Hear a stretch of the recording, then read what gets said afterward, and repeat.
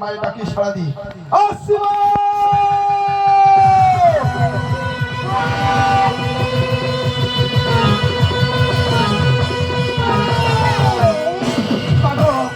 ওই সময় আমাকে কেন স্মরণ করেছো মা? বলো গো জননী। ওগো মা কালিনী, মা আমি যে ঘরে বিপদে পড়েছি মা, তাই তোমাকে ডেকেছি মা। তোমার কিসের বিপদ বলো না মা? কালিনী, ওগো মা কালিনী, সাতারে পর্বতে যাবে বেহুলা লক্ষ্মীন্দর, লক্ষ্মীন্দর কি তোমায় দংশন করতে পারবে?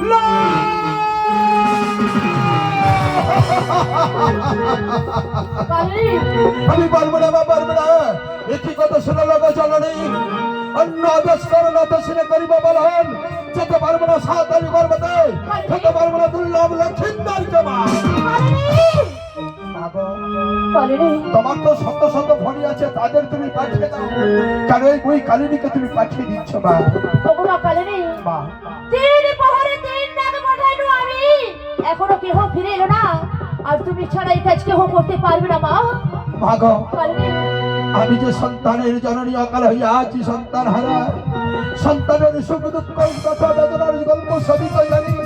আমি পারবো না, আমি ফিরে গেলাম কালিনীর কুলে মা।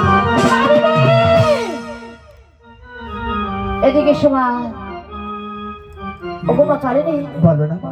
আমি জানি মা, তুমি দক্ষিণ নাকির মাথা ওখানে দিয়েছো পঞ্চগণ বিসর্জন, কিন্তু বাবু তুমি ছাড়া এই কাজ কেউ করতে পারবে না কালিনী। পারবো না মা, আমিও যেতে পারবো না সাঁওতালি পর্বত দুর্লভ লক্ষ্মীন্দরকে দংশন করতে। আমি যেতে পারবো না, যেতে পারবো না কালিনী। পারবে না? না পারবে না কালিনী? বললাম তো না, পারবে না। যাবো না কালিনী, তাহলে সহ্য করো আমার এই জাগুয়ের আঘাত।